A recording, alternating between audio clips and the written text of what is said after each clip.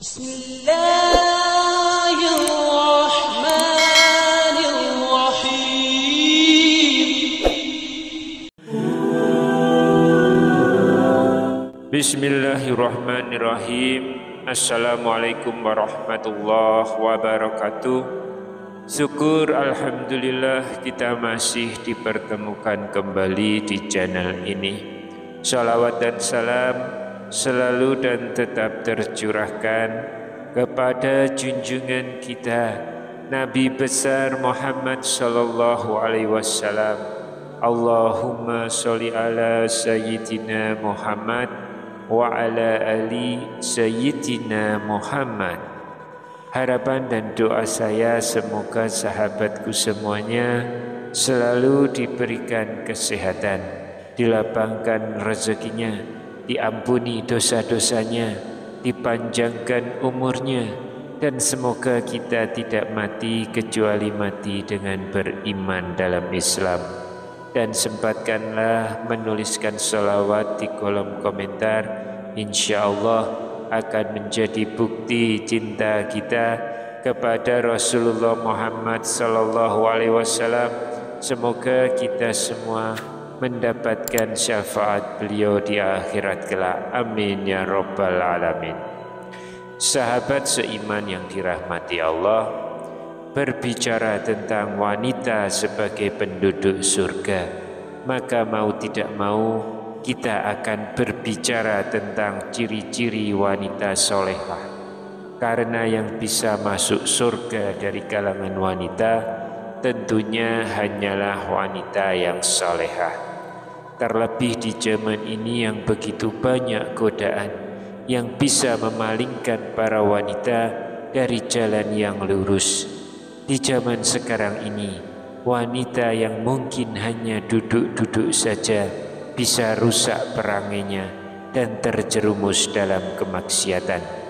Hal ini salah satunya disebabkan oleh internet yang menjadikan seorang wanita bisa melihat berbagai macam hal, dari hal yang baik sampai yang terburuk, dan tidak ada yang bisa menyelamatkannya kecuali Allah Subhanahu wa ta'ala. Maka ketika seorang wanita tidak memiliki landasan agama yang baik, penglihatannya menjadi liar dan akan belajar hal-hal yang buruk dan sangat berbahaya seperti yang terjadi di zaman sekarang ini. Itulah sebabnya wanita harus mengetahui apakah ciri-ciri wanita solehah agar kita bisa menilai apakah ciri-ciri tersebut ada pada diri kita, dan tentunya supaya bisa kita amalkan dalam kehidupan kita agar bisa termasuk dalam golongan wanita penghuni surga. Sahabat seiman yang dirahmati Allah, Islam telah menyebutkan di dalam Al-Quran dan hadis terkait serentetan sifat wanita solehah. Yang pertama, senantiasa menunaikan hak Rabbnya dan hak suaminya. Allah Subhanahu wa ta'ala telah berfirman dalam Quran surat An-Nisa ayat 34, maka perempuan-perempuan yang solehah adalah mereka yang taat kepada Allah dan menjaga diri ketika suaminya tidak ada, karena Allah telah menjaga mereka. Quran surat An-Nisa ayat 34. Pada ayat tersebut Allah menyebutkan dua sifat wanita solehah, yaitu taat kepada Allah dan menjaga tatkala suaminya tidak ada. Lantas apa yang dimaksud dengan mereka jaga? Para ahli tafsir menyebutkan bahwa mereka ini menjaga harga diri mereka dan suami mereka, menjaga kesucian mereka, dan menjaga harta suami mereka ketika suami mereka tidak ada. Maka bisa disimpulkan bahwasanya Allah Subhanahu wa ta'ala memerintahkan untuk menjaga hak-hak suami mereka ketika suami mereka tidak ada, maka terlebih lagi ketika suaminya hadir bersamanya, maka seorang istri lebih wajib lagi untuk menjaga hak-hak suaminya. Dalam sebuah hadis, Nabi Muhammad SAW telah bersabda, "Jika saya boleh memerintahkan seseorang untuk bersujud kepada orang lain, niscaya aku akan perintahkan seorang istri sujud kepada suaminya." Hadis riwayat Tirmizi, disahihkan oleh Syekh Al-Albani. Ini menunjukkan bahwasanya hal yang paling besar untuk ditunaikan oleh seorang istri setelah hak Allah adalah hak suaminya. Oleh karena itu, jika seorang wanita ingin masuk surga, laksanakan dua ciri-ciri ini, yaitu menunaikan hak Allah dan hak suami. Lalu yang kedua, waspada dari godaan setan. Allah Subhanahu wa ta'ala berfirman, "Dan janganlah kamu mengikuti langkah-langkah setan. Sungguh setan itu musuh yang nyata bagimu." Quran Surat Al-Baqarah ayat 168. Di antara tujuan setan adalah bagaimana agar seorang wanita bisa cerai dari suaminya. Hal ini sebagaimana diisyaratkan dalam Sahih Muslim. Nabi Muhammad SAW bersabda, "Sesungguhnya iblis meletakkan singgasananya di atas air, lalu mengirim bala tentaranya. Pasukan yang kedudukannya paling dekat bagi iblis adalah yang paling besar godaannya. Salah satu di antara mereka datang, lalu berkata, 'Aku telah melakukan ini dan itu.' Iblis menjawab, 'Kau tidak melakukan apapun.' Lalu yang lain datang dan berkata, 'Aku tidak meninggalkannya hingga aku memisahkannya dengan istrinya.' Iblis mendekatinya lalu berkata, 'Bagus kamu.' Hadis riwayat Muslim. Ketika seorang wanita telah mengetahui hal ini, maka tentunya dia harus semakin waspada agar jangan sampai dia melakukan hal-hal yang bisa mengantarkan kepada perceraian, karena jika itu terjadi, maka dia telah terjerat dengan tipu daya iblis. Yang ketiga, menyenangkan hati suami. Dari Abu Hurairah radhiyallahu anhu, Nabi Muhammad SAW bersabda, dikatakan kepada Rasulullah, "Siapakah wanita yang paling baik?" Beliau menjawab, "Yang paling menyenangkannya jika dilihat suaminya, dan menaatinya jika ia memerintahkannya, dan tidak menyelisihinya dalam diri dan hartanya dengan apa yang dibenci suaminya." Hadis riwayat An-Nasai. Di antara ciri terbaik wanita solehah adalah dia menyenangkan suaminya, baik itu ketika dia dilihat oleh suaminya, atau ketika dia taat kepada suaminya, atau dengan tidak melakukan hal yang dibenci oleh suaminya. Seorang wanita harus mempersiapkan diri dari sisi penampilan dan akhlaknya. Dia harus memperbagus penampilan dan memperbaiki akhlaknya. Yang keempat, penyayang, subur, dan senantiasa kembali kepada suaminya. Nabi Muhammad SAW pernah bersabda, "Maukah kalian aku beritahu wanita di antara kalian yang menjadi penghuni surga, yaitu setiap wanita yang penuh kasih kepada suaminya, banyak keturunannya, selalu kembali kepada suaminya, di mana jika suaminya marah, dia mendatangi suaminya dan meletakkan tangannya pada tangan suaminya seraya berkata, 'Demi Allah, aku tidak dapat tidur sebelum engkau ridho.'" Hadis riwayat An-Nasai. Yang dimaksud dengan sifat subur atau banyak keturunan, maka para ulama menyebutkan, jika seorang wanita ditakdirkan oleh Allah sebagai wanita yang subur, maka di antara sifatnya adalah dia tidak menghalangi suaminya untuk menginginkan anak kembali. Adapun jika seorang wanita ditakdirkan oleh Allah belum memiliki anak karena sebab-sebab tertentu, atau sudah berusaha namun hanya memiliki 1 atau 2 anak, maka tentunya hal ini di luar kemampuannya sebagai manusia. Yang kelima, muwadiyah dan muwasiyah. Disebutkan dalam riwayat Al-Baihaqi, Nabi Muhammad SAW bersabda tentang sebaik-baik wanita. Sebaik-baik wanita atau istri kalian adalah yang penyayang kepada suaminya, banyak keturunan, yang meringankan beban kalian jika mereka bertakwa kepada Allah. Hadis riwayat Al-Baihaqi. Apakah seorang istri benar-benar tidak boleh membangkang terhadap perintah suami? Ya, tidak boleh seorang istri membangkang kepada suami. Yang dibolehkan baginya adalah berdiskusi dengan suami. Namun jika suami telah memutuskan sesuatu, maka wajib untuk sang istri taat kepada suaminya, dan itu hal-hal yang bukan bentuk maksiat kepada Allah. Taat kepada suami bukanlah perkara yang mudah. Namun jika seseorang berdoa kepada Allah, meminta kemudahan dalam taat kepada suaminya, dan dia berusaha semaksimal mungkin menunaikan hak-hak suaminya, maka pasti akan mudah baginya untuk bisa taat kepada suaminya. Itulah maksud dari muwadiyah atau taat, dan muwasiyah atau menyenangkan kepada suaminya. Yang keenam, tidak bertabarruj dan tidak sombong.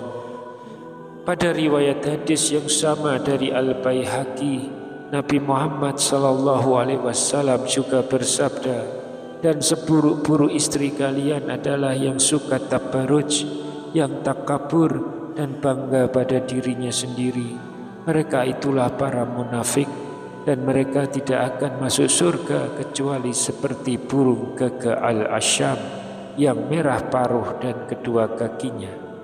Sifat yang disebutkan dalam hadis ini adalah sifat yang harus dijauhi oleh seorang wanita manapun, yaitu menjauhi tabarruj dan sifat sombong. Adapun sifat tabarruj, Allah Subhanahu wa Ta'ala telah berfirman, dan hendaklah kamu tetap di rumahmu, dan janganlah kamu berhias dan bertingkah laku seperti orang-orang jahiliyah dahulu. Quran Surat Al-Ahzab ayat 33. Oleh karenanya, hendaknya para istri berusaha untuk tinggal di rumahnya, tidak keluar kecuali karena suatu keperluan yang mendesak, tidak suka keluar rumah dengan bertabarruj, tidak menjadikan dirinya sebagai sumber fitnah bagi para laki-laki. Karena Nabi Muhammad SAW telah mengisyaratkan bahwa wanita yang suka keluar rumah dengan tabarruj itu adalah seburuk-buruk istri. Yang ketujuh, pandai bersyukur pada suaminya. Di antara ciri wanita solehah penduduk surga adalah pandai bersyukur kepada suaminya, tidak kufur nikmat atas apa yang telah diberikan oleh suaminya. Hal ini dikarenakan hadis yang masyhur menunjukkan bahwa wanita yang tidak pandai bersyukur sering mengingkari kebaikan-kebaikan suaminya. Itu adalah ciri-ciri wanita penghuni neraka.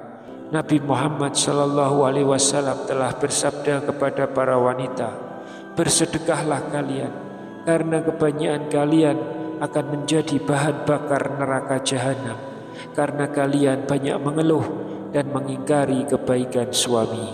Hadis riwayat Muslim. Yang kedelapan, hormat kepada suami.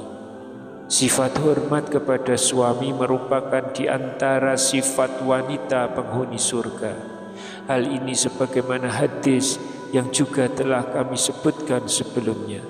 Jika saya boleh memerintahkan seseorang untuk bersujud kepada orang lain, niscaya aku akan perintahkan seorang istri sujud kepada suaminya. Hadis riwayat Tirmizi. Meskipun asalnya istri tidak boleh sujud kepada selain Allah Subhanahu wa Ta'ala, tapi seorang istri tetap harus tunduk, hormat dan merendah di hadapan suaminya.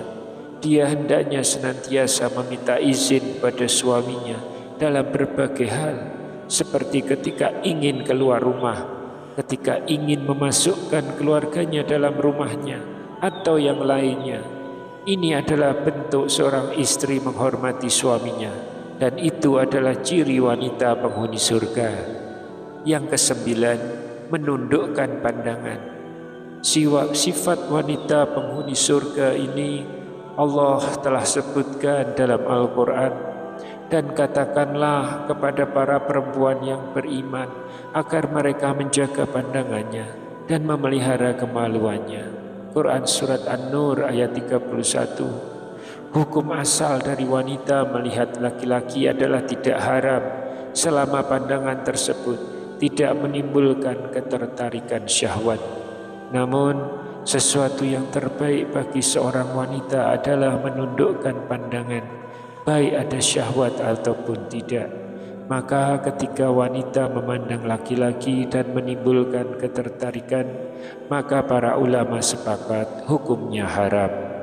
Yang ke-10, tidak menampakkan perhiasan.